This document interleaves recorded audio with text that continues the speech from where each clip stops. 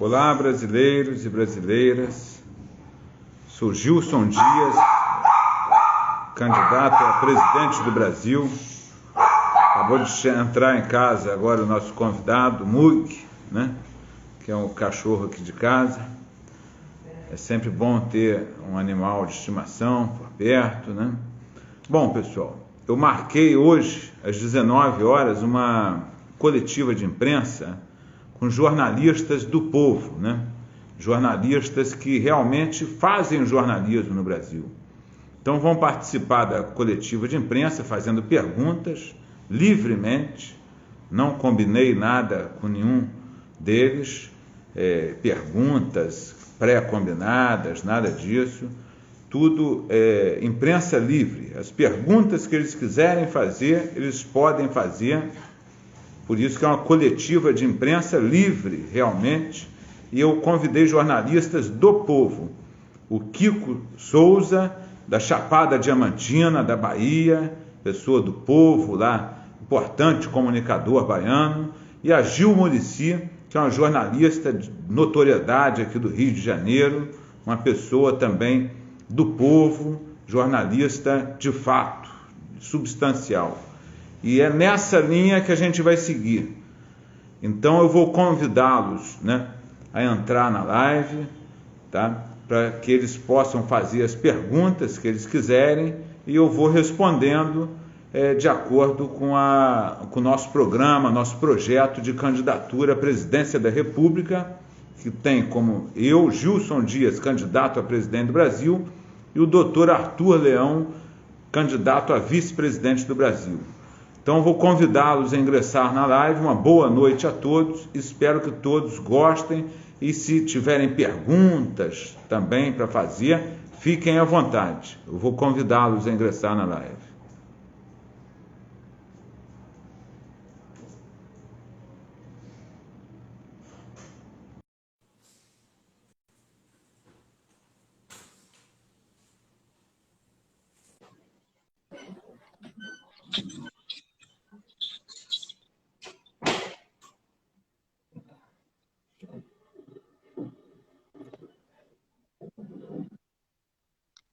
Olá, doutor Gilson. Oi, Gil. Muricy, boa noite. Faltando o Kiko Souza, acho que está entrando ainda, né? Sim. Bom, como eu estava falando aqui, é uma coletiva de imprensa, né, com jornalistas do povo, né, pessoas que fazem o jornalismo de verdade, né? Opa, boa noite, Kiko. Então, eu estou falando aqui, são jornalistas de verdade e que fazem o jornalismo mesmo, né? Os fatos do dia a dia que relatam, são comunicadores e por isso que eu optei por essa coletiva de imprensa com pessoas que realmente seriam jornalistas de fato, né? De verdade, que levam informação às pessoas de forma livre. Então, eu estou dando liberdade absoluta para vocês para fazerem as perguntas que vocês quiserem e eu vou responder. Não tem nada, eu falei que não tem nada combinado, nada disso. É uma coisa ao vivo e com perguntas que vocês ficarem à vontade. Então eu vou pedir para vocês se apresentarem e depois a Gil Muricy, a jornalista Gil Muricy, começa a fazer as perguntas dela e depois o jornalista Kiko Souza também faz as perguntas dele e eu vou respondendo, tá bom? Boa noite a todos. Boa noite a todos, boa noite, doutor Gilson, boa noite, Kiko. É um prazer muito grande estar aqui. Mais uma vez eu agradeço, doutor, pela confiança no meu trabalho. Eu sou a Gil Muricy, eu sou a jornalista que conta histórias de superação no singular, tá? Então, eu sou aquela pessoa que conta o sucesso, que narra o sucesso das pessoas ao mundo. E hoje eu estou aqui nessa coletiva de imprensa para fazer algumas perguntas ao nosso candidato à presidência da República, juntamente ao lado do colega também, conterrâneo lá da Bahia, o Kiko Souza. E eu passo para você, Kiko, apresentar. Tá certo. Meu nome é Kiko Souza, divulgado como Kiko Souza Divulgações, aqui de Bonito, na Chapada Diamantina, aqui no Nordeste Baiano. Eu quero agradecer demais o convite para participar dessa coletiva. Eu não conhecia até então, o Dr. Gilson falou aí, não tem nada combinado. Realmente não é nada combinado, eu não conhecia o trabalho também da Gil. não conheço, também não conhecia o trabalho do Gilson Dias, e eu fiquei feliz demais por eu ser escolhido para estar levando problemas, principalmente da minha região, que acreditando no potencial do Dr. Gilson chegar à candidatura, à eleição, né, a ser eleito na presidência, acreditando muito na vontade de facilitar muito mais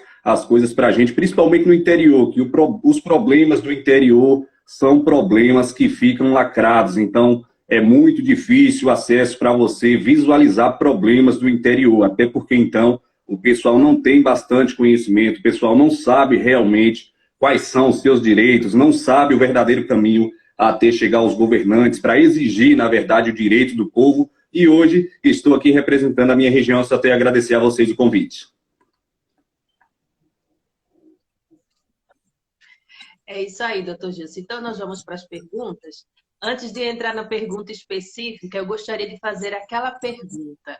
Quem é o Gilson Dias? Bom, Gilson Dias, né, sou eu. Gilson Dias é uma pessoa do povo, né? Eu sou uma pessoa que venho da luta, né?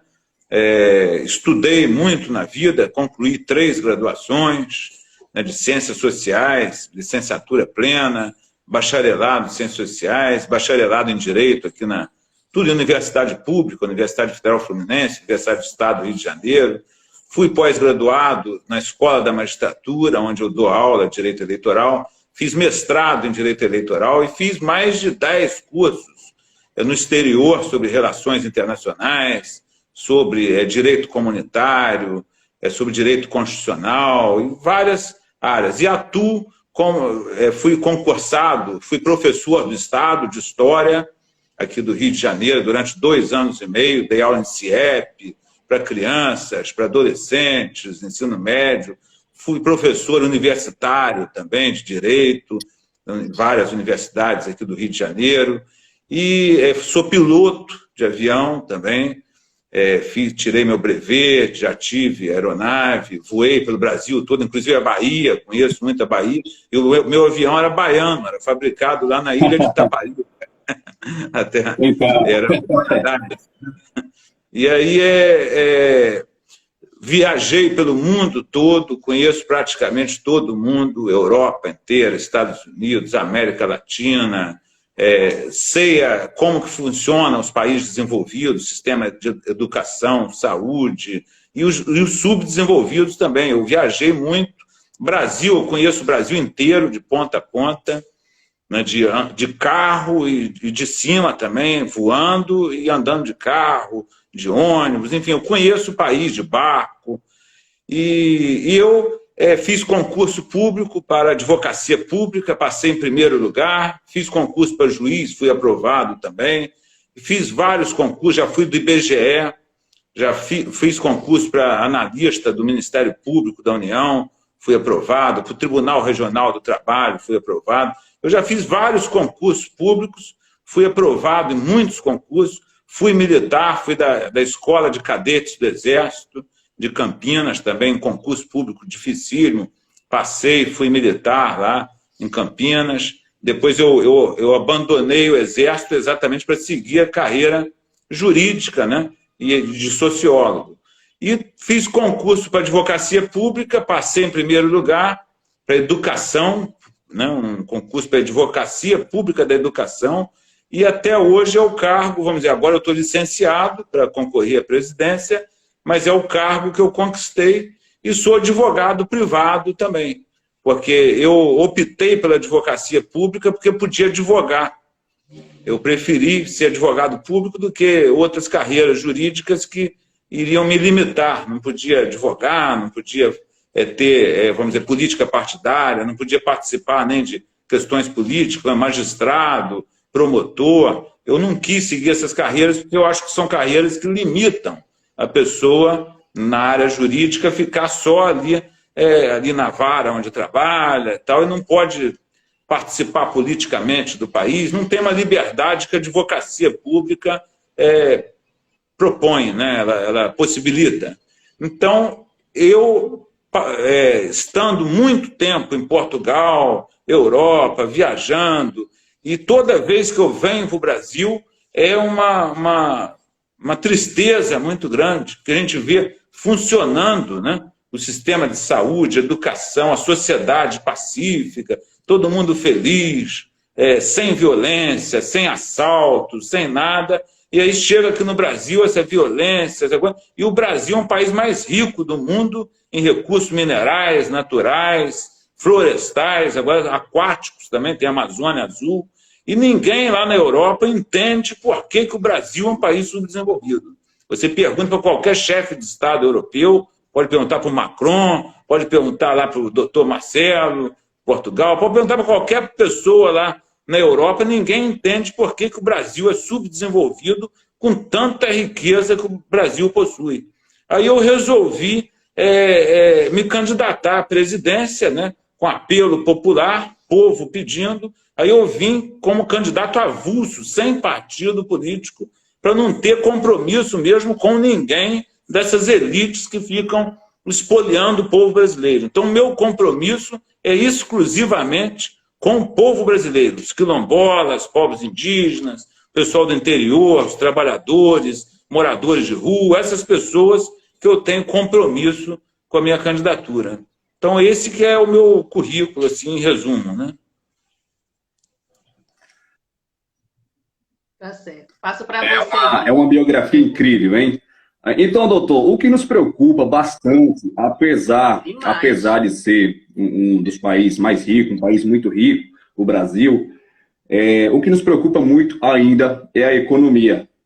A economia é gerada e grande parte delas direcionados para direitos políticos, né, como vários auxílios sem precisão para políticos, enquanto você vê ao redor do Brasil todo mundo, muita gente preocupada, gente fazendo vaquinha nas redes sociais, na internet, para ajudar famílias carentes. Você vê o pessoal do interior, é porque quem mora mais ou menos na cidade grande não vê muito. Pensa que no interior é só maravilha, só você levantou cedinho, tirou ali o leite da vaca, mas não é bem assim. No interior também as pequenas cidades sofrem, o povo sofre muito com o desemprego, o pessoal se oferece como ajudante de pedreiro, até por R$30, R$40 o dia, não é porque só vale isso, é porque só tem isso, entendeu? Então, como que o senhor vai fazer para chegar a ter essas pessoas, para dar essa assistência, para procurar a empregar esse pai de famílias, mães de famílias que trabalham hoje em casa de família? Eu falo até por experiência própria, porque aqui em casa eu tenho alguém que depende muito disso, entendeu? Mães de famílias que ficam se humilhando para ganhar R$300, R$400, isso é um valor mensal, viu? Isso é um valor mensal que as mães de família se preocupam muito, trabalham, dão sangue para cuidar da sua família, cuidar de outra família e ainda ter que arcar ainda com as despesas de escolas, despesas para ajudar o companheiro em casa. Então, de qualquer forma, tem muita gente vivendo de forma muito carente, sofrendo, buscando viver honestamente, e muitas vezes quem acaba sofrendo são as mães, porque as mães não têm como dar aquele suporte, dar um emprego para os filhos. Muitas vezes os filhos acham propostas boas no mundo do crime, e as mães, quem sofre muito, perdendo esses filhos que são vítimas, hoje vítimas do crime, mas a culpa principalmente é do governo que não olha para essas pessoas. Então, tem uma questão estrutural aí, né? Eu vou responder a tua pergunta, vamos dizer, da forma mais genérica para mais específica. A questão estrutural do Brasil, que é um erro estrutural da economia brasileira, é que a economia brasileira, ela não deixou de ser uma economia colonial. Ou seja, aquela estrutura colonial, cultural, continuou. Então, o Brasil, hoje, ele produz prioritariamente para abastecer o mercado externo. Ele despreza o povo brasileiro, o governo brasileiro, e produz para alimentar o chinês, alimentar o europeu, alimentar, ou seja, outros países. E aí o que sobra, as migalhas que sobram, eles destinam aos brasileiros. Quer dizer, nenhum lugar do mundo faz uma coisa dessa. Primeiro o pessoal faz o quê? Abastece os brasileiros, ou seja, a economia tem que ser voltada para beneficiar o brasileiro, o que sobrar é que a gente tem que exportar, e não o contrário. Então a gente já vai fazer uma mudança estrutural na economia, vai ser voltada para o mercado interno, para o brasileiro, para todas as necessidades dos brasileiros. Por isso que eu percorri o Brasil inteiro, vendo a necessidade de cada região, conversando com as pessoas, porque a gente tem que entender os problemas do Brasil e ter participação dos brasileiros na criação de uma política pública que seja voltada para o brasileiro. Aí depois, sobrou alimento, não tem o que fazer, porque a gente vai criar também a reserva de alimentos, que é para poder garantir o preço do alimento barato. A gente vai criar o Plano Nacional de Cestas Básicas, que a gente vai fornecer cesta básica para garantir 1 mês de alimentação para cada brasileiro que receba até 2 salários mínimos, isso gratuitamente pelo governo federal. Isso aí não é invenção, isso aí está na Constituição brasileira. O artigo 6º fala que todo brasileiro tem direito à alimentação. Então o governo ele tem a obrigação de fornecer alimentação para quem não tem a condição de pagar a sua própria alimentação. Moradia, mesma coisa, a gente vai fornecer moradia para todo brasileiro que não tenha moradia. Nós vamos criar moradia digna para quem mora em residência indigna. O que seria residência indigna? Residência que não tem banheiro, ou que não tem cozinha, ou que tem muita gente no cômodo só. Então a gente vai reformar essas moradias para dar dignidade. Vamos fazer saneamento básico de 100% do esgoto brasileiro vai ser tratado para despoluir os rios, mares, açudes, lagoas, oceano, enfim. Nós vamos transformar o Brasil num canteiro de obras. Isso aí vai atrair turismo, vai gerar emprego. É só mesmo questão de trabalhar para desenvolver o país. E junto com a população. A população tem que participar do governo. Por isso que a gente pretende criar o Gabinete do Povo, onde o povo brasileiro vai participar diretamente, junto com o presidente da República, na governança do país. Ou seja, a gente vai criar a democracia digital, toda medida mais importante que a gente for tomar, a gente vai consultar o povo brasileiro por um aplicativo disponível a todo brasileiro, e a pessoa vai votar lá para fazer isso ou aquilo. O que a população decidir é o que a gente vai fazer. Ou seja, a gente tem que governar junto com o povo. Essa é a prioridade nossa, e eu acredito que com a construção de toda a rede de saneamento básico, moradia para todos os brasileiros, a gente ainda pretende fazer uma via para fomentar o turismo, que vai lá da Lagoa dos Patos, do Rio Grande do Sul, até Belém do Pará, pelo litoral brasileiro. Vai fazer a rede de Hotel Brás, para fomentar o turismo, e também uma autobahn suspensa na floresta amazônica, de Belém até Manaus, com hotéis também da Hotel Brás, e de maneira sustentável, para explorar o turismo equatorial, tal, porque quando a gente fala lá fora que o Brasil tem um rio, que é o Rio Amazonas, que tem lugar que você, de uma margem para outra, tem 90 quilômetros, quase 100 quilômetros, você não consegue ver o outro lado da margem, é como se você estivesse num oceano. Isso tem no Brasil, é o único lugar no Rio desse. Ninguém acredita, o pessoal fala, mas não é possível. Quer dizer, isso aí era para ser um polo turístico, sustentável, gerando emprego, aproveitando a riqueza brasileira para poder trazer recursos para o Brasil, como os países desenvolvidos fazem. A gente está vendo agora, atualmente, teve o falecimento lá da rainha da Inglaterra. Até desejo meus pesares lá, a família real. Mas, por exemplo, você vê que tem todo um trabalho feito para poder marcar a história daquele país. Quer dizer, aquilo ali fomenta o turismo, fomenta, entendeu? O reinado inglês, ele continua até hoje porque é um polo atrativo de turismo. Aquilo é como se fosse voltar no tempo. Então, é a única monarquia que desde 1400 e pouco está vigente. Então, o pessoal vai lá no castelo, no palácio. Aquilo fomenta, eles valorizam o que eles têm, que é a história lá da monarquia. O Brasil não valoriza o que tem. Quer dizer, a gente tem a floresta amazônica, que é uma floresta maravilhosa, que eu tive oportunidade de conhecer quando eu fiz curso lá no Centro de Instrução de Guerra na Selva, e lá o curso a gente entrava para dentro da floresta, e eu conhecia a floresta andando na floresta amazônica. Então, é uma floresta que não tem igual no mundo. Era para ser um polo turístico, esse rio Amazonas, uma maravilha. Aí o pessoal faz o quê? Fica derrubando a floresta, desmatamento para plantar soja para vender para fora. Quer dizer, não pode, a gente tem que vender para dentro, a gente tem que mudar essa linha da economia e direcionar a economia para o mercado interno. Acho que fazendo isso automaticamente o país vai começar a se desenvolver e esses problemas sociais vão se diluindo. Isso aí ao longo do tempo.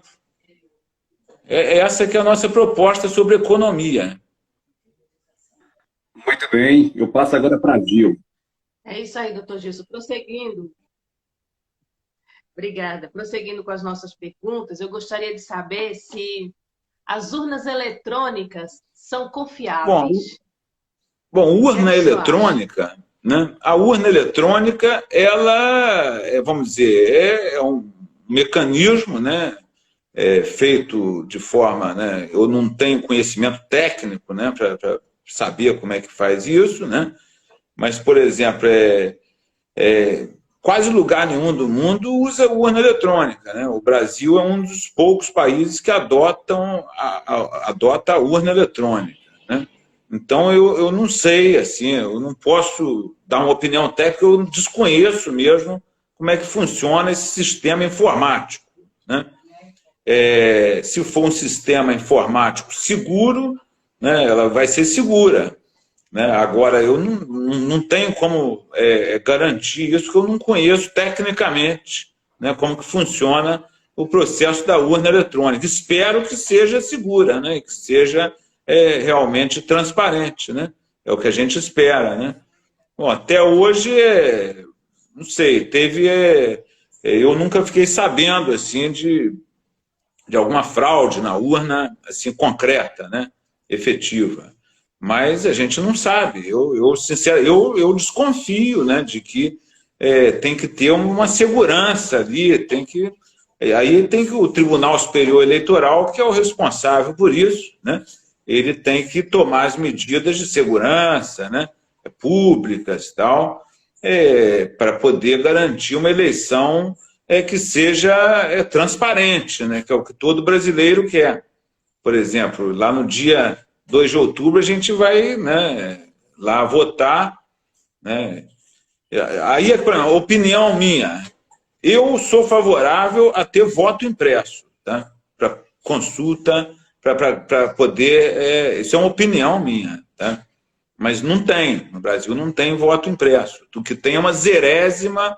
O que é zerésima? Zerésima é quando vai começar a votação, você aperta um botão lá na urna, aí imprime, vem a lista de todos os candidatos que estão na urna e do lado 0, 0, 0, que é a quantidade de votos. E aí, no final do dia, quando acaba a votação, o presidente da mesa aperta lá para tirar de novo a zerésima, aí vem impresso toda a relação de candidatos já com os votos.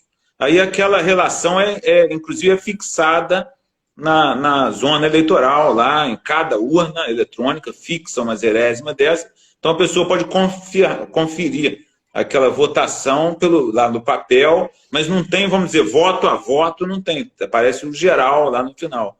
Então, particularmente, eu seria favorável a uma votação que fosse mista, né? Isso aí é uma questão de opinião minha. Não estou falando que a urna tem fraude, nada disso, não. Estou falando a minha opinião. Se eu fosse, por exemplo, ser o responsável para criar a eleição no Brasil, eu não sou o responsável por isso, mas se eu fosse, eu ia criar uma legislação que a pessoa fizesse a votação eletrônica e, ao mesmo tempo, ela votasse no papel. E aí o que acontece?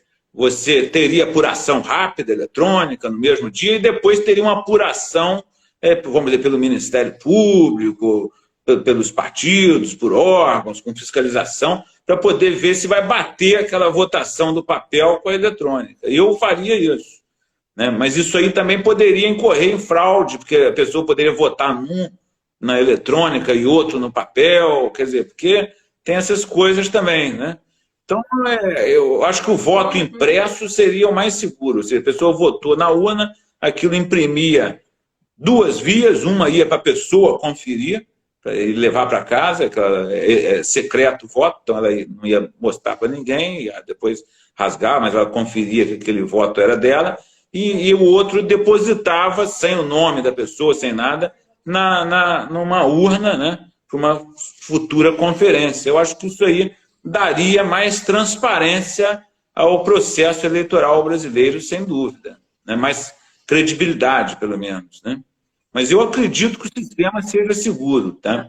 Eu digo assim para poder ter uma coisa que não teria dúvida nenhuma, né? Fazer um sistema. Agora, o processamento interno da urna eletrônica, como é que faz, como é que é computado o voto, aí eu já não tenho conhecimento técnico mesmo para opinar sobre isso. Aí teria que ser um analista de sistema, né? Uma pessoa que está acostumada com esse tipo de programação. É isso aí. Passo para você aqui. Doutor, sobre corrupção. O senhor sabe, se o senhor chegar na presidência hoje, o senhor vai encontrar um estrago e essa praga que continua acabando, envergonhando o Brasil, matando muita gente em fila de hospitais, matando muita gente de fome, deixando muitas crianças sem creche, sem ir para a escola, acabando com o emprego de muita gente, essa praga chamada corrupção.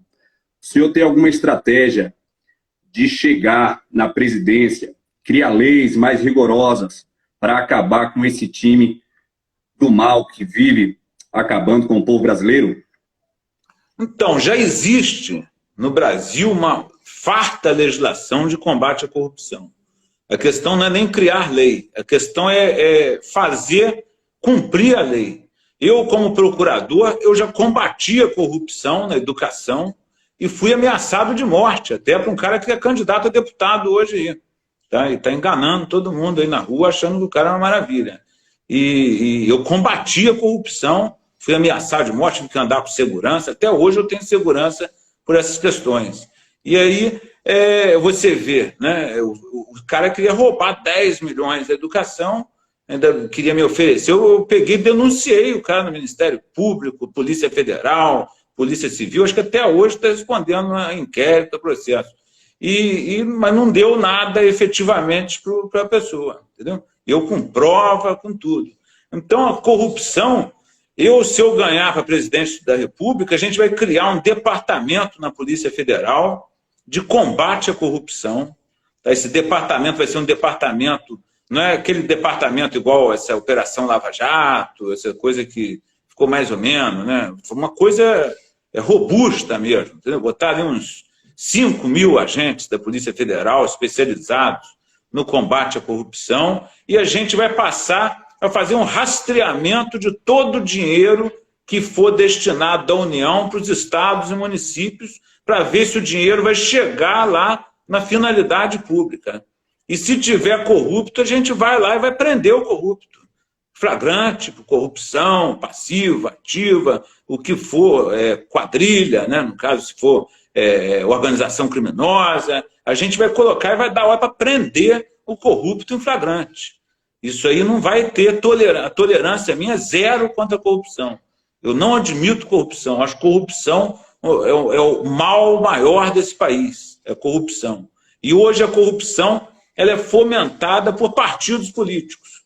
Tem dono de partido político que fica exigindo que os partidários dele roubem lá a cidade, o estado, e manda dinheiro para eles. Por isso que eu não sou candidato de partido político, nunca fui filiado a partido político nenhum. Porque criou uma estrutura aqui de monopólio de acesso ao poder, que na verdade é monopólio de acesso ao dinheiro do tributo que a gente paga.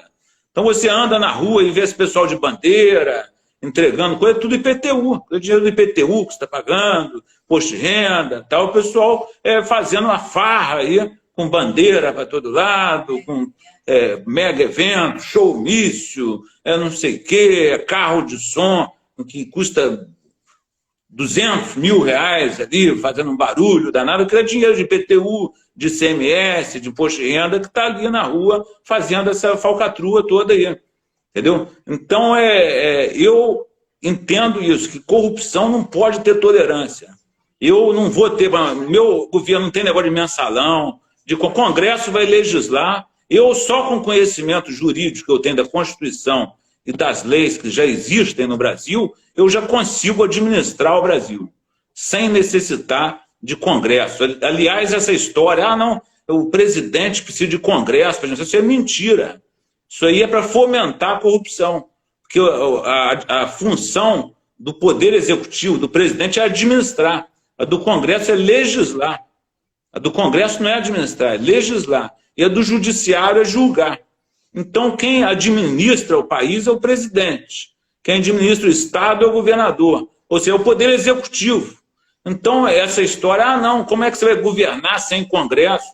Já tem lei à vontade aqui no Brasil. Tem lei de tudo, tudo que vocês pensavam. Direito à alimentação já está na Constituição, direito à moradia já está na Constituição, direito à saúde já está na educação, na Constituição, direito à educação, todos esses direitos, direito ao lazer está na Constituição, no artigo 6º, e esses são direitos que exigem do administrador que cumpra a Constituição. Então eu já vou ali o quê? Seguir a própria Constituição. Agora, se vier congressista achar que vai conseguir corrupção no meu governo, pode esquecer, porque eu já falei, um dos propósitos meus é toda reunião que eu tiver, todo trabalho meu no Palácio do Planalto, seja reunião, encontrar com pessoas, audiência pública, reunião de trabalho, vai ser tudo filmado, gravado e transmitido ao vivo na Rede Brasil, para todo mundo ver. Então não tem, por exemplo, encontro particular meu com corrupto, não vai ter, porque todo ato meu vai ser público, filmado, gravado. Então não tem essa, eu não vou abrir brecha para corrupto. Aí vai lá um parlamentar lá pedir dinheiro lá de corrupção, vai estar filmado, gravado, eu já vou chamar a polícia e mandar prender na hora. Federal, pode vir aqui levar esse cara preso, entendeu? Flagrante, está aqui propondo aqui corrupção, é o Brasil inteiro assistindo. Então é essa maneira que eu acho que a gente vai conseguir combater a corrupção, criando um departamento especializado para rastrear o dinheiro e tendo transparência absoluta nos atos da presidência da República. Muito bem. É isso aí. Agora eu vou fazer a próxima pergunta. Doutor Gilson, o que é a Amazônia Então, a Amazônia Azul... Esse mistério aí... A Amazônia Azul foi uma descoberta há alguns anos, né? Isso pouca gente sabe, tá? Eu, por exemplo, fiquei sabendo da Amazônia Azul na Europa, fazendo curso na Europa, tá? Para vocês terem uma ideia. A Amazônia Azul foi descoberta no Nordeste brasileiro, na costa nordestina do Oceano Atlântico, e é o local ali na plataforma continental, então faz parte da Zona Econômica Brasileira, e é o local marítimo do mundo que tem a maior biodiversidade marítima do planeta, e com várias espécies de metais também, riquezas minerais, polimetais, que só existem lá, e também a própria biodiversidade aquática, que é a maior do planeta. Então o Brasil, além de ter a Amazonas, né, a floresta amazônica, tem agora a Amazônia Azul, ali na costa do Nordeste, que é uma imensa fonte de riqueza. Entendeu? E isso aí tem que ser o quê? Tem que ser explorado de forma sustentável e voltada à exploração para o brasileiro. Aquilo que eu falei, para proteger a qualidade de vida do povo brasileiro e não pegar e entregar a preço de banana para o exterior. Entendeu? Porque tem muito nióbio lá, tem polimetal. Nióbio tem também lá aqui em Goiás, passei numa mina de nióbio gigantesca, em Catalão, e a cidade mesmo de Catalão, numa miséria danada, e com trilhões de dólares de reserva de nióbio lá dentro dos limites da cidade. Quer dizer, uma coisa injustificável. Então nós vamos fazer isso. Riqueza brasileira, a gente vai vender para o Brasil, aproveitar para o Brasil, e se for vender para fora também, o pessoal vai ter que pagar em real. A gente vai exigir que o pagamento seja em real, porque isso aí vai valorizar a moeda brasileira e vai valorizar o poder aquisitivo do brasileiro, não só no Brasil, como no resto do mundo. Porque hoje a moeda desvaloriza porque aceita dólar, aceita libra, aceita euro para vender tudo. Não, a gente só vai aceitar real. Então eles vão ter que ter reserva em reais para comprar as riquezas brasileiras. E aí, nessa deles criarem reservas em reais, vai valorizar automaticamente a moeda brasileira e vai valorizar o poder aquisitivo do brasileiro. Doutor, voltando para a economia, o que o senhor acha a respeito do valor do salário mínimo hoje, de acordo com a inflação, de acordo com os preços dos alimentos, o preço do combustível, de forma em geral, que o Brasil sofre realmente? Hoje a dona de casa vai no supermercado e raramente compra tudo o que precisa, compra só o que está mais necessitado em casa, porque o dinheiro do mês não dá para comprar tudo que necessita, principalmente mãe de família, quem tem filho pequeno, principalmente mães solteiras e que sofrem muito. Então, o que o senhor acha a respeito do valor do salário mínimo baseado na inflação de hoje? Eu acho que o valor do salário mínimo ele não é compatível com a riqueza que o Brasil possui. Então, por exemplo, o Brasil não pode ter um salário mínimo menor do que o salário mínimo de Portugal, por exemplo. Não pode ter um salário mínimo menor do que o espanhol. Então, por exemplo, se eu ganhar para presidente da República, o salário mínimo, a gente vai aumentar o salário mínimo. Entendeu? Vai passar para, no mínimo, uns 10 mil reais o salário mínimo. Tá? E isso aí a gente já vai garantir de que forma? Porque todo produto brasileiro que eles quiserem comprar vai ter que ser comprado em real. Então isso aí já vai fortalecer a moeda para não gerar uma hiperinflação, né? Senão você aumenta o salário mínimo e vem uma inflação junto. Então, para que isso não aconteça, você tem que ter um suporte à moeda. E o suporte vai ser a riqueza brasileira. Quer comprar nióbio brasileiro, chinês, quer comprar petróleo, quer comprar, então tem que pagar em real. Senão a gente não vai vender. Aí acabou. Aquele presidente da Rússia fez isso.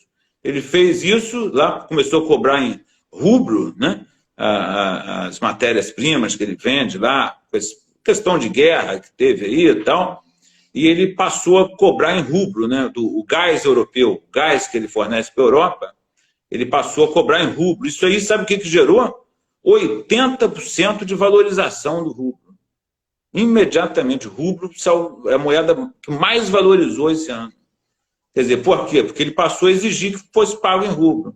Só que num caso de guerra, né, um caso que não tem nada a ver com a gente. Mas é uma medida que gera efeito. Então, é igual, por exemplo, se você for lá nos Estados Unidos, eu quero comprar aqui, essa casa aqui, eu quero pagar em real. Ninguém vai aceitar isso, entendeu? O cara vai falar, meu amigo, aqui é dólar. Tem que pagar em dólar, porque eles valorizam a moeda deles. E qualquer exportação tem que ser paga em dólar. Então, por isso que tudo quanto é país tem reserva em dólar, tal, porque o Estado só aceita dólar. A Europa só aceita euro. Aí o Brasil, não. O Brasil, qualquer moeda, vem aqui, compra o que quiser. Quer dizer, não pode. O Brasil tem que valorizar a moeda. Aí, valorizando a moeda, a gente vai conseguir fazer com que o salário mínimo tenha um valor efetivo, real, né? Porque a moeda brasileira vai ser valorizada. Porque não pode, como é que um Brasil rico, do jeito que está, salário mínimo de R$ 1.200, 1.200 e pouco. Quer dizer, isso aí a pessoa não consegue nem comer, entendeu? Nem direito, né? Um mês não consegue. Você vai 1 quilo de carne de segunda linha aí, está R$ 50. Leite passando de R$ 10. Quer dizer, isso aí, o salário mínimo brasileiro hoje, real, tá? Normal, que eu acho, seria de R$ 10.000, o salário mínimo. Isso compatível com o Brasil, sem gerar problema. Mas o pessoal fica o quê? Eles ficam evitando falar disso porque eles não têm coragem de enfrentar o sistema financeiro que está por trás de tudo isso. Porque o sistema financeiro são os grandes banqueiros, os bilionários brasileiros. Essas pessoas, eu vou taxar essas pessoas. Eu vou criar o imposto sobre grandes fortunas. Isso aí já vai arrecadar bilhões de reais para o Brasil, para poder garantir uma distribuição de renda maior que possa beneficiar todos os brasileiros. Bom, essa que é a minha resposta sobre isso. O Kiko, acho que saiu aí, deve ter dado algum problema. Tá, eu acho que... se você puder convidá-lo novamente, eu acho que deu um problema na internet que estava recarregando. Enquanto isso, eu vou lhe fazer a próxima pergunta, doutor Gilson. Como é que vai ser o turismo no seu... Então, o turismo a gente vai fazer, né, aquela rodovia que eu falei com você, que vai Ô, Kiko, de volta. Opa, probleminha aqui no sinal da internet, mas está tudo bem. Tá, aí eu estou falando do turismo agora. O turismo a gente vai fazer aquela rodovia, né, que vai toda a costa brasileira, uma rodovia de alto nível, né, e também aquela que vai pegar de Belém até Manaus, passando por Macapá, que fica no meio do caminho, né. E isso aí a gente vai criar uma rede hoteleira, né, estatal, vai ser o Hotel Brás, né, e essa rede de hotéis por toda a orla brasileira e também lá na área amazônica. E nós vamos, com isso, fomentar a vinda, né, de turismo para o Brasil. E a gente tem outro projeto também, que aí é um projeto que vai demorar um pouco mais, que depende de muita estrutura, mas vai gerar muito emprego, que é a construção do primeiro porta-aviões civil do planeta. Vai ser um porta-aviões que, na verdade, vai ser o símbolo dessa rede de hotéis, Hotel Brás. E esse porta-aviões ele vai ficar transitando pelo mundo e pela costa brasileira, exatamente como uma forma de propaganda mesmo do turismo brasileiro. E é um porta-aviões que não é voltado para a guerra, para nada disso, é voltado para a paz, para o lazer. Vai ser um hotel porta-aviões, né? Com uma pista de pouso, né, grande, que vai poder pousar aviões comerciais de pequeno, médio porte. Isso é um projeto que vai ser feito, vai utilizar todos os estaleiros brasileiros, porque esse porta-aviões não vai ser feito num estaleiro só. Ele vai ser montado num estaleiro só, que vai ter que ser um local de calado profundo, né? Teria que ser talvez ali em Mangaratiba, que ali tem um local que pode ter navios, assim, ele vai ter um calado profundo. Então, agora, ele vai ser montado, que uma parte no estaleiro lá em Pernambuco, outra parte em Santa Catarina, ou lá em Itajaí, outra parte no Rio de Janeiro, outra parte em Niterói, outra parte no Espírito Santo, enfim. E aí depois a gente monta ele, aí vai ser tipo a propaganda, né? Vai ser o primeiro porta-aviões civil do planeta, né? E isso aí eu acho que já vai gerar bastante notícia, bastante propaganda para a gente poder fomentar o turismo brasileiro, para o pessoal conhecer, né, o Brasil, conhecer o turismo. E aí essa que é a minha ideia em relação ao turismo. Doutor, em relação à agricultura do interior, os pequenos agricultores, os pequenos empresários que começam os seus negócios, agora principalmente o homem do campo que trabalha no interior, e não tem todo aquele suporte, não tem maquinário, não tem, dificilmente tem uma cooperativa para ajudar o pessoal que trabalha na roça. Quais são os do interior, os pequenos agricultores? Ele perguntou sobre qual seria a nossa proposta para o interior, né, do país, para a agricultura. Bom, eu até fiz uma live uma vez com uma agricultora familiar, né? Eu acho que a agricultura hoje ela está toda voltada para exportação. Então, por exemplo, vai um grande produtor de soja lá no BNDES. Em 3 dias tem 100 milhões na conta dele para ele investir lá. Aí vai um agricultor familiar lá no BNDES. Aí o pessoal nem recebe, né? Vai falar, você está querendo falar com quem? Aí já tem aqueles guardas na porta. Ah, não, que eu sou agricultor familiar. Aí já começa a barrar a pessoa, né? É mais ou menos a estrutura brasileira, né? E aí, se ela conseguir chegar alguém lá do BNDES, né, que saiba alguma coisa, ela vai, ah, não, a gente tem uma linha de crédito aqui que a gente empresta para você R$3.000, quer dizer, que não vai adiantar para nada, né, na agricultura familiar, e você traz aqui uma lista de 50 documentos, né? Pede aqui certidão do teu tataravô, do teu bisavô, imposto de renda dos últimos 10 anos, não sei, tudo que a pessoa não tem, né? Vai vir na relação lá, tudo que a pessoa não tem, vai pedir, aí a pessoa vai lá e desiste. Fala, ó, então tá bom, obrigado, tchau, e vai embora. Quer dizer, cria uma burocracia para não emprestar dinheiro para o pequeno produtor rural, para o agricultor familiar, nem para o médio produtor. Isso aí não só rural, como urbano também. Vai um comércio aí, um pequeno, uma padaria, vai lá no BNDES, o cara não vai emprestar dinheiro. Agora vai uma rede de supermercados, com não sei o que já tem dinheiro, vai lá, em 3 dias o dinheiro está na conta. Quer dizer, a gente tem que mudar isso. A gente tem que fazer o quê? No nosso governo, a linha do BNDES de crédito vai ser para ajudar mais quem mais precisa no Brasil. Então, o agricultor familiar vai ter linha de crédito liberada a juros zero para pagar, a perder de vista, tá? E sem burocracia nenhuma, identidade, CPF e comprovante lá da onde a pessoa mora, da propriedade lá, ou da posse, até posse a gente vai aceitar, porque tem muito lugar que a pessoa não tem propriedade. Atrás a escritura do teu sítio e da tua propriedade, a pessoa não tem, ela tem a posse da propriedade, ela não tem propriedade, ela tem a posse do terreno, então ela faz uma escritura lá de posse, lá no cartório e tal, e a gente já libera o valor, a gente vai facilitar o crédito para os pequenos, médios, produtores rurais, incluindo aí o agricultor familiar, e pequenos e médios produtores urbanos também, produtor seja de prestação de serviço, seja de pequena fábrica, ou pequeno comércio, seja o investidor individual, tem pessoa que quer criar uma lojinha, quer criar o seu negócio próprio. A gente vai ter uma linha de crédito do BNDES para fomentar a todos que queiram produzir no Brasil, porque a gente tem que valorizar quem produz. Então, isso tem que ser prioridade, e não os grandes, porque a gente vai mudar essa lógica. A gente vai inverter o jogo, entendeu? O grande produtor vai ter que apresentar lá tudo certinho, lá, senão não vai ter dinheiro. O pequeno vai ter dinheiro, entendeu? A gente vai inverter isso que acontece hoje e colocando o BNDES a serviço de quem quer empreender no Brasil, seja na área rural, seja na área urbana.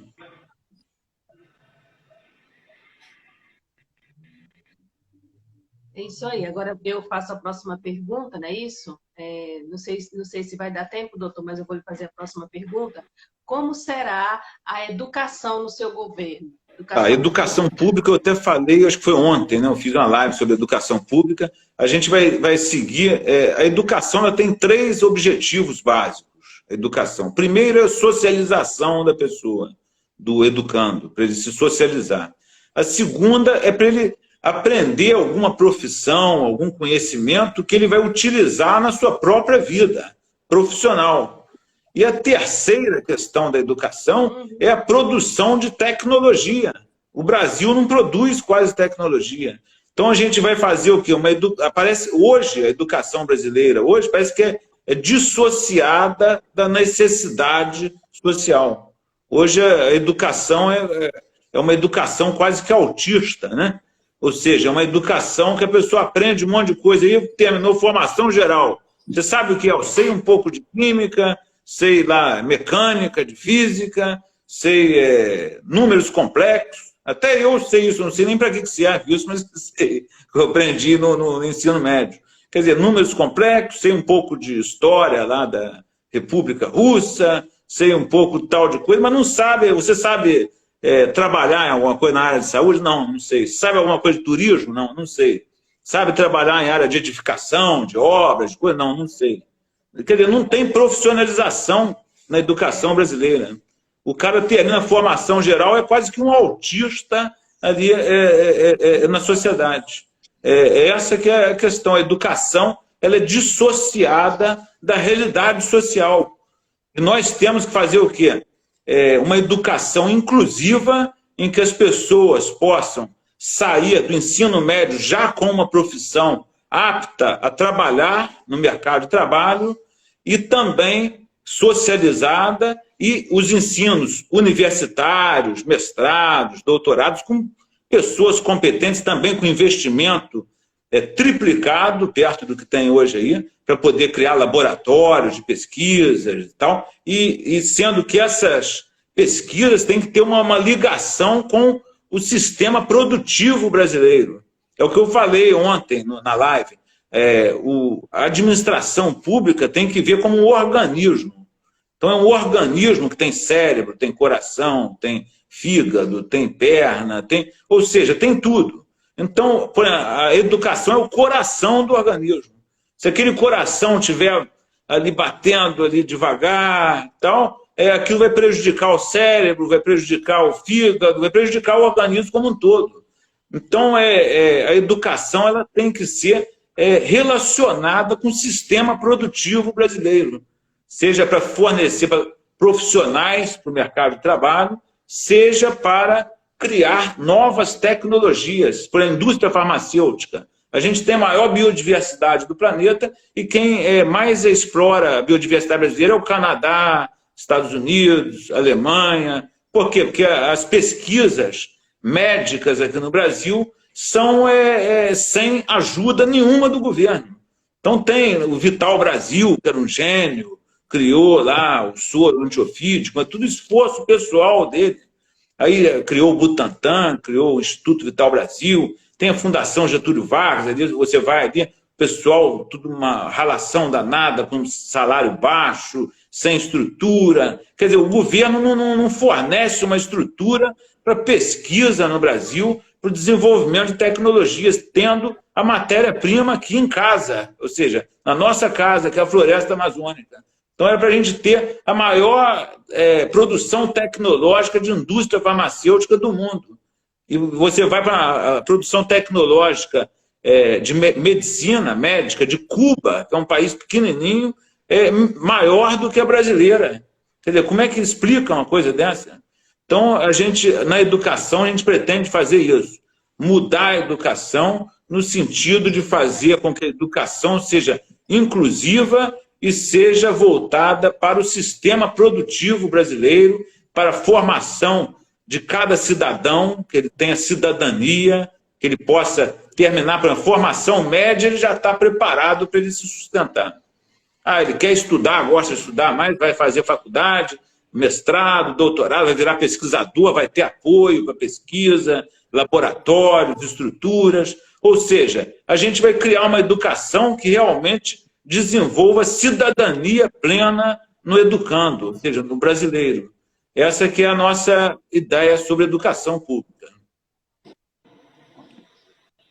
Muito bem, dá tempo mais uma, Gil? É isso aí. E aí, Gil? Dá mais uma, acho que dá, né? Rápida, né?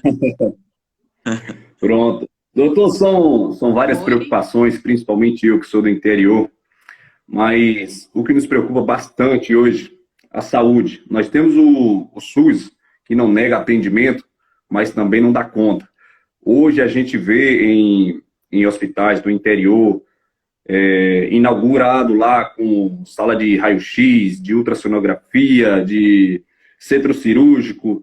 Quando o paciente chega, tem que ser transferido porque não tem trabalho nenhum prestado desse, só nas redes sociais. E as filas continuam nas recepções dos hospitais, as filas continuam com pessoas que estão há meses na fila para fazer o exame e não consegue. Ou seja, o brasileiro, o pobre, quando vai cuidar de si, já está doente e ainda não recebe o retorno de imediato. Ainda tem que esperar 3, 4, 5, 6, até um ano aí para conseguir um exame pelo SUS. E quando descobre o que tem, não dá mais jeito, porque a doença já está muito avançada. E isso é o que preocupa muito. Quais são os seus planos para acabar principalmente com as filas nas recepções e também com as filas de agendamentos? Tá, saúde pública. Eu falei sobre saúde pública também anteontem. Porque todo dia eu estou fazendo uma live às 8h30 da noite sobre um tema, né? Hoje, por exemplo, vai ser sobre segurança pública. Mas a saúde pública, nós temos sim um programa, né, nacional que nós vamos criar de saúde pública, né? Esse programa nacional primeiro, é fazer o SUS funcionar, né? Porque o SUS ele já existe, é um sistema teoricamente muito bom, está na Constituição Federal, só que é aquilo que eu falei, ele, na prática é ruim porque não chega, não tem capilaridade, ou seja, nós queremos interiorizar a saúde brasileira. O que seria interiorizar? Fazer como tem na Europa. Na Europa, você vai numa cidade do interior, tem a mesma estrutura de saúde de uma cidade da capital. Você está lá no interior, tem um hospital público de alta qualidade, com profissionais de todas as áreas, com centro cirúrgico, com quimioterápico para tratar câncer, com CTI. Nós vamos, por exemplo, acabar com esse negócio de enfermaria aqui no Brasil. O Brasil vai acabar. No meu governo, eu vou acabar com a gente vai extinguir as enfermarias. Não vai existir mais aquele negócio do pessoal ficar deitado em cama velha. O cara pega ali e acabar a judicialização também. Hoje, para a pessoa entrar no hospital, tem que entrar na justiça. Aí o juiz dá uma liminar lá, aí o diretor do hospital ainda olha a liminar. Se tiver prisão, manda internar. Se não tiver prisão, deixa para lá. Quer dizer, aí quando entra, a pessoa corre lá na enfermaria, pega uma cama velha que está lá no depósito, enferrujada, joga lá na enfermaria de qualquer jeito, um colchão velho, aí bota a pessoa deitada ali. Isso aí não é um tratamento digno.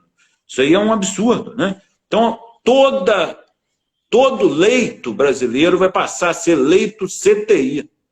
A gente não vai mais permitir leito comum, vai ter todo leito leito CTI. Já tem tecnologia, tem equipamento, então a pessoa internada ali, ela já é internada num leito com CTI, com tudo ali, aqueles equipamentos todos, com tudo, com centro cirúrgico próximo, tudo, que a pessoa, qualquer necessidade de uma intervenção mais rápida, já está tudo ali perto. E não deixando na enfermaria, que é uma cama comum, que só tem lá um oxigêniozinho e mais nada. O CTI não, ele já exige aqueles aparelhos com monitoração do batimento cardíaco, oxímetro, um monte de coisa. Então todos os leitos vão ser CTI. A pessoa já entra no hospital, ela não vai ter que... vamos ver se vai mandar para o CTI ou não. Ela já vai entrar no CTI, porque o hospital já vai ser todo leito, obrigatoriamente em forma de CTI, como já é no mundo desenvolvido. E também nós vamos interiorizar a saúde para que o interior tenha hospitais públicos de qualidade e pagar melhores salários para os profissionais de saúde, porque senão ninguém vai querer trabalhar no interior. Então, um médico do interior tem que ganhar 30 mil por mês. Você vai pagar 2 mil para o médico, o cara não vai querer ir lá para o interior e tal. Então tem que pagar um salário maior, uma remuneração maior para os profissionais de saúde, tá? Valorizá-los e criar também faculdades de medicina pelo Brasil todo.